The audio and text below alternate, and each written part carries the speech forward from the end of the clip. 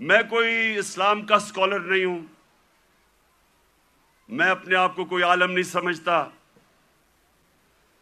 میں اپنے آپ کو ایک طالب علم سمجھتا ہوں جو ہر روز سیکھنے کی کوشش کرتا ہے۔ لیکن اللہ کا شکر ہے کہ عاشق رسول ہونے کے لیے آپ کو کوئی ڈگری نہیں چاہیے۔ ہمارے دل میں اگر اس کی اللہ محبت ڈال دیتا ہے تو وہ چاہے ان پڑھ ہو چاہے کوئی اسکالر ہو، میں سمجھتا ہوں کہ وہ بڑا خوش قسمت انسان ہوتا ہے، کیونکہ اس کی زندگی بدلنی شروع ہو جاتی ہے اگر جب وہ اپنے نبی سے عشق کرتے ہیں اور اس راستے پہ چلیں۔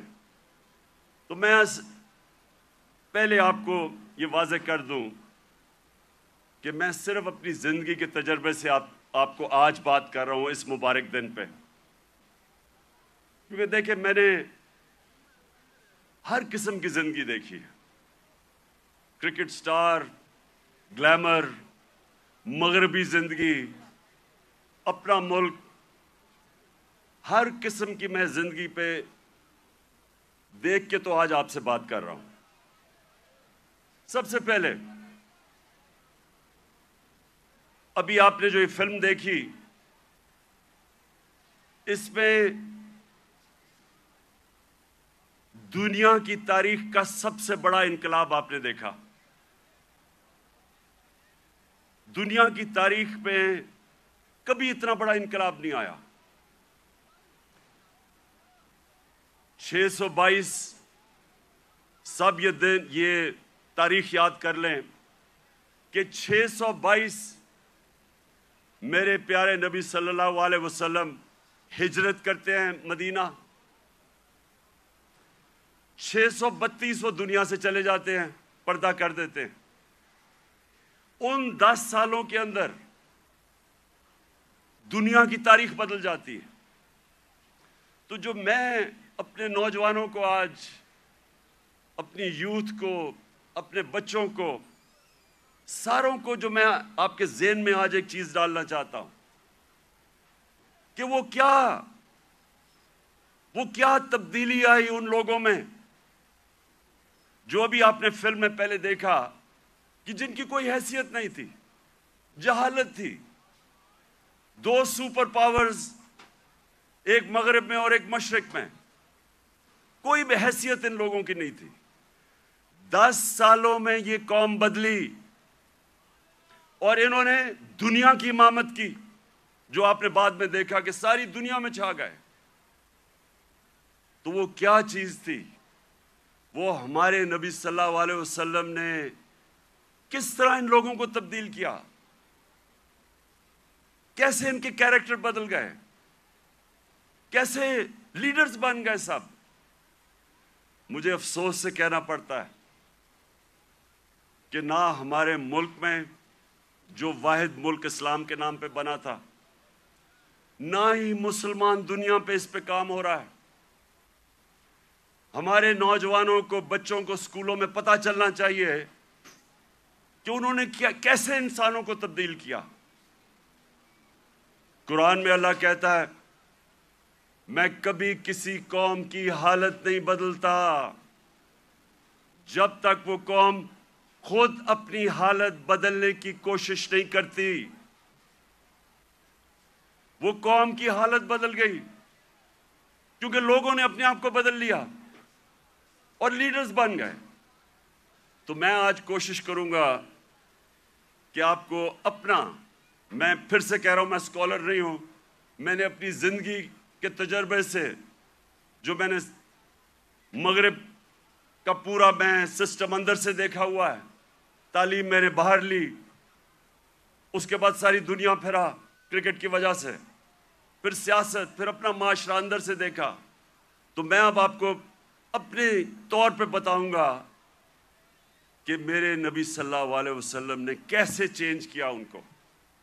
وہ لوگ پھر سے جن کی کوئی حیثیت نہیں تھی، انہوں نے دنیا کی لیڈرشپ سنبھال لی، اور آج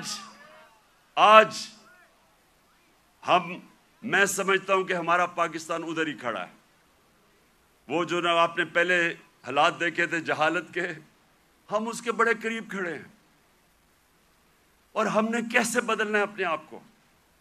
اگر ہم نے دنیا میں عزت سے رہنا ہے، اور اگر جو بہت بڑی خواب تھی پاکستان کی، علامہ اقبال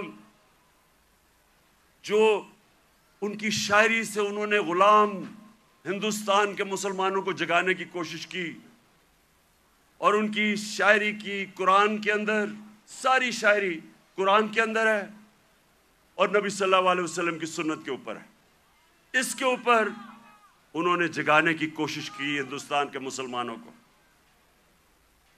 اور وہ خواب کیا تھی کہ ہم ایک ایسا ملک بنائیں گے جو دنیا میں مثال بنے گا کہ حقیقی طور پہ اسلام کیا ہے. اور ان کی ساری نظر تھی وہ مدینہ کی ریاست، جدھر ایک مثال بنی تھی دنیا میں، جو ماڈل نے پھر اس کے بعد ساری دنیا پہ وہ پھیل گئے. 1000 سال تک مسلمان دنیا کی سپریم پاور رہے تھے.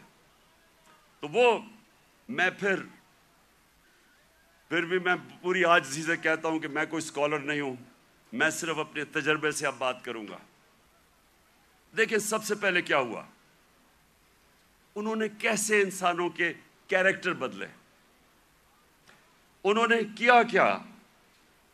انہوں نے سب سے پہلے انسانوں کو آزاد کیا، ذہنی طور پہ آزاد کیا، اندرونی طور پہ آزاد کیا. کیونکہ آزاد ذہنی بڑے کام کرتے ہیں. غلام ذہن کبھی کوئی چیز ایجاد نہیں کرتے. انوینشنز، نئی ایجاد جو چیزیں ہوتی ہیں وہ آزاد مائنڈ کرتے ہیں، غلام نہیں کر سکتا. ایک غلام اچھا غلام ہی بنتا ہے، کاپی کرتا ہے. آزاد ذہن بڑے کام کرتا ہے، اور اس کی وجہ کئی 100 سال تک سارے دنیا کے ٹاپ سائنٹسٹ مسلمان تھے، اور وہ اس کی بنیاد رکھی گئی مدینہ میں. تو سب سے پہلے انہوں نے کیا کیا؟ میری زندگی میں جو سب سے بڑی رکاوٹ ایک انسان کی پرواز میں ہے وہ ہے خوف.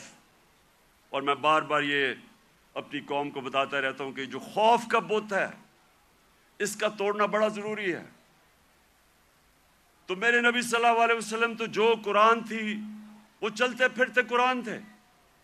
تو قرآن کے اندر جو واضح طور پہ لکھا ہوا ہے کہ جو لوگ ایمان لے آئے اللہ ان کے خوف دور کر دیتا ہے.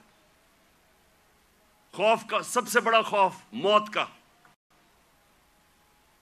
اللہ نے کہا زندگی موت میرے ہاتھ میں ہے.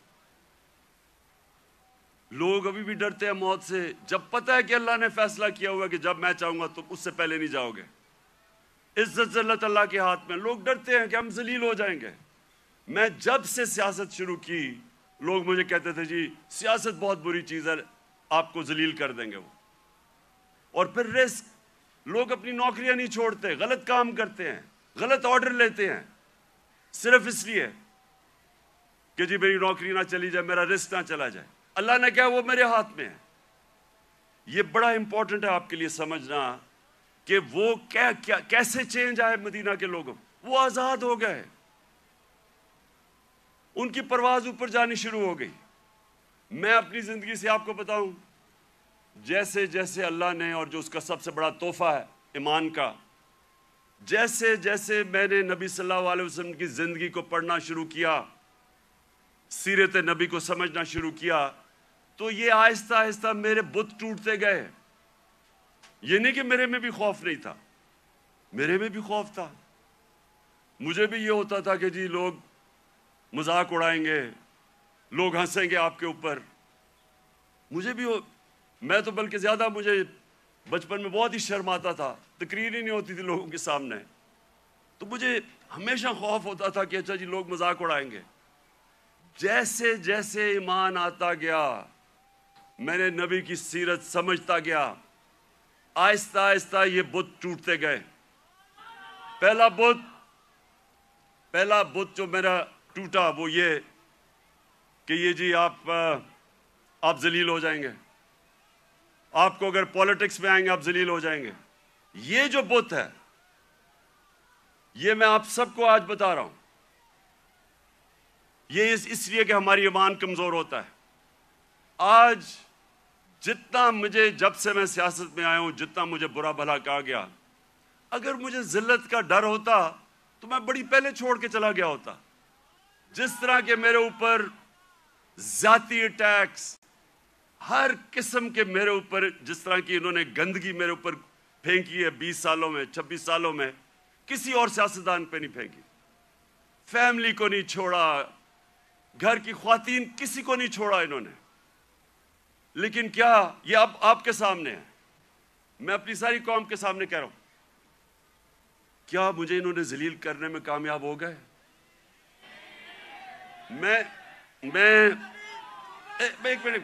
میں آپ کو آج سب کو کہہ رہا ہوں, پچھلے 6 مہینے میں جتنی مجھے اللہ نے عزت دیا مجھے ساری زندگی میں کبھی اتنی عزت نہیں ملی.